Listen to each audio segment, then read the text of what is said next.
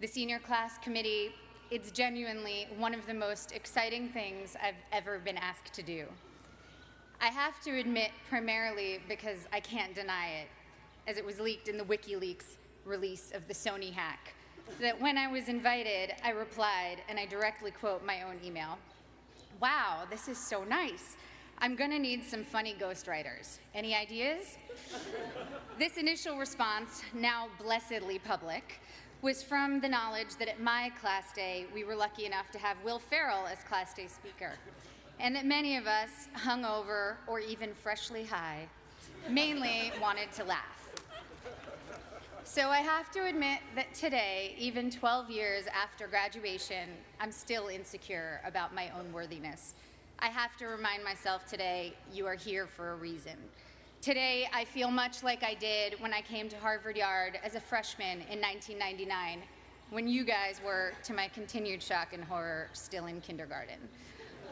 I felt like there had been some mistake, that I wasn't smart enough to be in this company, and that every time I opened my mouth, I would have to prove I wasn't just a dumb actress. So I start with an apology. This won't be very funny. I'm not a comedian, and I didn't get a ghostwriter. But I am here to tell you today, Harvard is giving you all diplomas tomorrow. You are here for a reason. Sometimes your insecurities and your inexperience may lead you to embrace other people's expectations, standards, or values. But you can harness that inexperience to carve out your own path, one that is free of the burden of knowing how things are supposed to be, a path that is defined by its own particular set of reasons. The other day, I went to an amusement park with my soon-to-be 4-year-old son, and I watched him play arcade games. He was incredibly focused, throwing his ball at the target. Jewish mother that I am, I skipped 20 steps and was already imagining him as a major league player with what his aim and his arm and his concentration. But then I realized that when he won, he was playing to trade in his tickets for the crappy plastic toys. The prize was much more exciting than the game to get it. I, of course, wanted to urge him to take joy in the challenge of the game, the improvement upon practice, the satisfaction of doing something well, and even feeling the accomplishment when achieving the game's goals. But all of these aspects were shaded by the little 10-cent plastic men with sticky, stretchy blue arms that adhere to the walls. That was the prize. In a child's nature, we see many of our own innate tendencies. I saw myself in him, and perhaps you do too. Prizes serve as false idols everywhere. Prestige, wealth, fame, power. You will be exposed to many of these, if not all. Of course, part of why I was invited to come speak today, beyond my being a proud alum, is that I've accrued some very coveted toys in my life, including a not-so-plastic, not-so-crappy one, an Oscar. So we bump up against a common trope, I think, of the commencement address, people who have achieved a lot telling you that the fruits of achievement are not always to be trusted. But I think that contradiction can be reconciled and is in fact instructive. Achievement is wonderful when you know why you're doing it, and when you don't know, it can be a terrible trap. I went to a public high school on Long Island, Syosset High School. Ooh, hello, Syosset. The girls I went to school with had Prada bags and flat-ironed hair, and they spoke with an accent I, who had moved there at age 9 from Connecticut, mimicked to fit in. Florida oranges, chocolate cherries. Since I'm ancient and the internet was just starting when I was in high school, people didn't really pay that much attention to the fact that I was an actress. I was known mainly at school for having a backpack bigger than I was and always having whiteout on my hands, as I hated seeing anything crossed out in my notebooks. I was voted for my senior yearbook most likely to be a contestant on Jeopardy, or Code for nerdiest.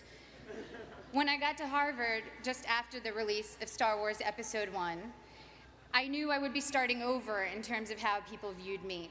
I feared people would assume I had gotten in just for being famous, and that they would think I was not worthy of the intellectual rigor here. And they would not have been far from the truth. When I came here, I had never written a 10-page paper before. I'm not even sure I'd written a 5-page paper. I was alarmed and intimidated by the calm eyes of fellow students who came here from Dalton or Exeter, who thought that compared to high school, the workload here was easy. I was completely overwhelmed and thought that reading 1,000 pages a week was unimaginable, that writing a 50-page thesis was just something I could never do. I had no idea how to declare my intentions. I couldn't even articulate them to myself.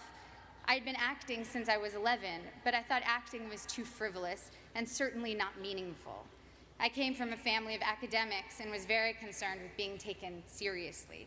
In contrast to my inability to declare myself, on my first day of orientation freshman year, 5 separate students introduced themselves to me by saying, "I'm going to be president. Remember I told you that." Their names, for the record, were Bernie Sanders, Mark Rubio, Ted Cruz, Barack Obama, and Hillary Clinton. In all seriousness, I believed every one of them. Their bearing and self-confidence alone seemed proof of their prophecy, where I couldn't shake my self-doubt. I got in only because I was famous. This was how others saw me. It was how I saw myself. Driven by these insecurities, I decided that I was going to find something to do at Harvard that was serious and meaningful, that would change the world and make it a better place. At the age of 18, I had already been acting for 7 years and assumed I'd find a more serious and profound path in college. So freshman fall, I decided to take neurobiology and advanced modern Hebrew literature because I was serious and intellectual. Needless to say, I should have failed both. I got B's for your information, and to this day, every Sunday, I burn a small effigy to the pagan gods of great inflation. But as I was fighting my way through Aleph Bet Yehoshua in Hebrew and the different mechanisms of neural response, I saw friends around me writing papers on sailing and pop culture magazines, and professors teaching classes on fairy tales and the Matrix. I realized that seriousness for seriousness' sake was its own kind of trophy, and a dubious one, a pose I sought to counter some half-imagined argument about who I was. There was a reason I was an actor. I love what I do. And I saw from my peers and my mentors that that was not only an acceptable reason, it was the best reason. When I got to my graduation, sitting where you sit today, after 4 years of trying to get excited about something else, I admitted to myself that I couldn't wait to go back and make more films. I wanted to tell stories, to imagine the lives of others, and help others do the same. I had found, or perhaps reclaimed, my reason. You have a prize now, or at least you will tomorrow. The prize is a Harvard degree in your hand, but what is your reason behind it? My Harvard degree represents for me the curiosity and invention that were encouraged here, the friendships I've sustained, the way Professor Graham told me not to describe the way light hit a flower, but rather the shadow that the flower cast. The way Professor Scarry talked about theater as a transformative religious force, how Professor Coslin showed how much of our visual cortex is activated just by imagining. Now granted, these things don't necessarily help me answer the most common questions I'm asked. What designer are you wearing? What's your fitness regime? Any makeup tips? But I have never since been embarrassed to myself ask what I might previously have thought was a stupid question. My Harvard degree and other awards are emblems of the experiences which led me to them. The wood-paneled lecture halls, the colorful fall leaves, the hot vanilla at Toscanini's, reading great novels in overstuffed library chairs, running through dining halls screaming, "Ooh, ah, city step, city step, city step, city step." Woohoo! It's easy now to romanticize my time here, but I had some very difficult times here too. Some combination of being 19, dealing with my first heartbreak, taking birth control pills that have since been taken off the market for their depressive side effects, and spending too much time missing daylight during winter months led me to some pretty dark moments, particularly during sophomore year. There were several occasions I started crying in meetings with professors, overwhelmed with what I was supposed to pull off when I could barely get myself out of bed in the morning. Moments when I took on the motto for my schoolwork, done, not good. If only I could finish my work, even if it took eating a jumbo pack of Sour Patch Kids to get me through a single 10-page paper, I felt that I had accomplished a great feat. I'd repeat to myself, done, not good.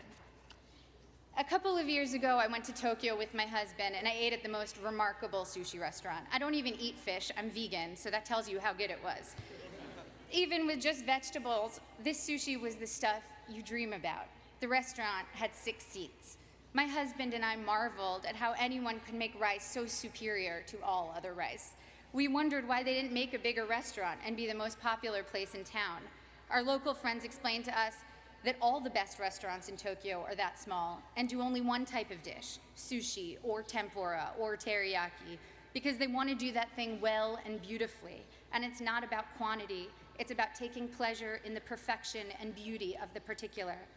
I'm still learning now that it's about good and maybe never done, that the joy and work ethic and virtuosity we bring to the particular can impart a singular type of enjoyment to those we give to, and of course to ourselves. In my professional life, it also took me time to find my own reasons for doing my work. The first film I was in came out in 1994, again, appallingly, the year most of you were born. I was 13 years old upon the film's release, and I can still quote what the New York Times said about me verbatim. Ms. Portman poses better than she acts. The film had a universally tepid critical response and went on to bomb commercially. That film was called The Professional, or Leon in Europe, and today, 20 years and 35 films later, it is still the film people approach me about the most to tell me how much they loved it, how much it moved them, how it's their favorite movie. I feel lucky that my first experience releasing a film was initially such a disaster by all standard measures. I learned early that my meaning had to be from the experience of making the film and the possibility of connecting with individuals rather than the foremost trophies of my industry, financial and critical success. And also that those initial reactions could be false predictors of your work's ultimate legacy. I started choosing only jobs I was passionate about and from which I knew I could glean meaningful experiences. This thoroughly confused everyone around me, agents, producers, and audiences alike. I made Goya's Ghosts, a foreign independent film, and studied art history, visiting the Prado every day for 4 months as I read about Goya and the Spanish Inquisition.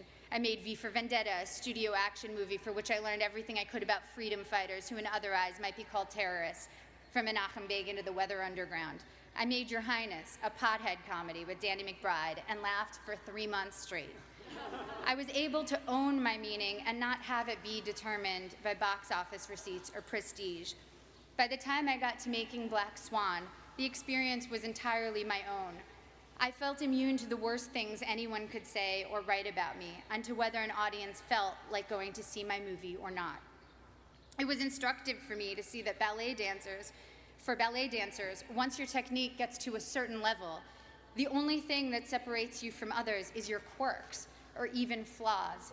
One ballerina was famous for how she turned slightly off balance. You can never be the best technically. Someone will always have a higher jump or a more beautiful line. The only thing you can be the best at is developing your own self. Authoring your own experience was very much what Black Swan itself was about. I worked with Darren Aronofsky, the film's director, to change my last line in the movie to, "It was perfect," because my character Nina is only artistically successful when she finds perfection and pleasure for herself, not when she's trying to be perfect in the eyes of others. So when Black Swan was successful financially and I began receiving accolades, I felt honored and grateful to have connected with people. But the true core of my meaning I had already established, and I needed it to be independent of people's reactions to me. People told me that Black Swan was an artistic risk, a scary challenge to try to portray a professional ballet dancer. But it didn't feel like courage or daring that drew me to it. I was so oblivious to my own limits that I did things I was woefully unprepared to do. And so the very inexperience that in college had made me feel insecure and made me want to play by others' rules now was making me actually take risks I didn't even realize were risks. When Darren asked me if I could do ballet, I told him that I was basically a ballerina, which, by the way, I wholeheartedly believed. When it quickly became clear in preparing for the film that I was maybe 15 years away from being a ballerina, it made me work a million times harder, and of course, the magic of cinema and body doubles helped the final effect. But the point is, if I had known my own limitations, I never would have taken the risk. And the risk led to one of my greatest artistic and personal experiences, in that I not only felt completely free, I also met my husband during filming. Similarly, I just directed my first film, A Tale of Love and Darkness, and was quite blind to the challenges ahead of me. The film is a period film, completely in Hebrew, in which I also act, with an 8-year-old child as a co-star. All of these are challenges I should have been terrified of, as I was completely unprepared for them. But my complete ignorance as to my own limitations looked like confidence and got me into the director's chair. Once there, I had to figure it all out, and my belief that I could handle these things, contrary to all evidence of my ability to do so, was half the battle. The other half was very hard work. The experience was the deepest and most meaningful one of my career.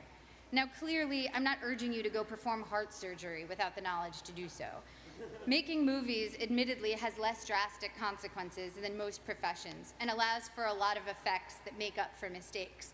The thing I'm saying is, make use of the fact that you don't doubt yourself too much right now. As we get older, we get more realistic, and that includes about our own abilities or lack thereof. And that realism does us no favors. People always talk about diving into things you're afraid of. That never worked for me. If I'm afraid, I run away, and I would probably urge my child to do the same. Fear protects us in many ways. What has served me is diving into my own obliviousness, being more confident than I should be, which everyone tends to decry in American kids, and those of us who have been grade inflated and ego inflated. Well, it can be a good thing if it makes you try things you never might have tried. Your inexperience is an asset and will allow you to think in original, unconventional ways. Accept your lack of knowledge and use it as your asset. I know a famous violinist who told me that he can't compose because he knows too many pieces, so when he starts thinking of a note, an existing piece immediately comes to mind. Just starting out, one of your biggest strengths is not knowing how things are supposed to be. You can compose freely because your mind isn't cluttered with too many pieces, and you don't take for granted the way things are. The only way you know how to do things is your own way. You here will all go on to achieve great things. There is no doubt about that. Each time you set out to do something new, your inexperience can either lead you down a path where you will conform to someone else's values, or you can forge your own path, even if you don't realize that's what you're doing. If your reasons are your own, your path, even if it's a strange and clumsy path, will be wholly yours, and you will control the rewards of what you do by making your internal life fulfilling. At the risk of sounding like a Miss America contestant, the most fulfilling things I've experienced have truly been the human interactions. Spending time with women in village banks in Mexico with Finca, a microfinance organization, meeting young women who were the first and only in their communities to attend secondary school in rural Kenya with Free the Children, a group that builds sustainable schools in developing countries, trekking with guerrilla conservationists in Rwanda. It's a cliche because it's true, that helping others ends up helping you more than anyone. Getting out of your own concerns and caring about someone else's life for a while reminds you that you are not the center of the universe, and that in the ways we are generous or not, we can change the course of someone's life. Even at work, the small feats of kindness crew members, directors, fellow actors have shown me have had the most lasting impact. And of course, first and foremost, the center of my world is the love I share with my family and friends. I wish for you that your friends will be with you through it all, as my friends from Harvard have been together since we graduated. My friends from school are still very close. We have nursed each other through heartaches and danced at each other's weddings. We've held each other at funerals and rocked each other's new babies. We've worked together on projects, helped each other get jobs, and thrown parties for when we've quit bad ones. And now our children are creating a second generation of friendship as we look at them toddling together, haggard and disheveled working parents that we are. Grab the good people around you, don't let them go. The biggest asset this school offers you is a group of peers that will be both your family and your school for life. I remember always being pissed at the spring here in Cambridge, tricking us into remembering a sunny yard full of laughing frisbee throwers after 8 months of dark, frigid library dwelling. It was like the school had managed to turn on the good weather as a last memory we should keep in mind that would make us want to come back. But as I get farther away from my years here, I know that the power of this school is much deeper than weather control. It changed the very questions I was asking. To quote one of my favorite thinkers, Abraham Joshua Heschel, to be or not to be is not the question. The vital question is how to be and how not to be. Thank you. I can't wait to see how you do all the beautiful things you will do.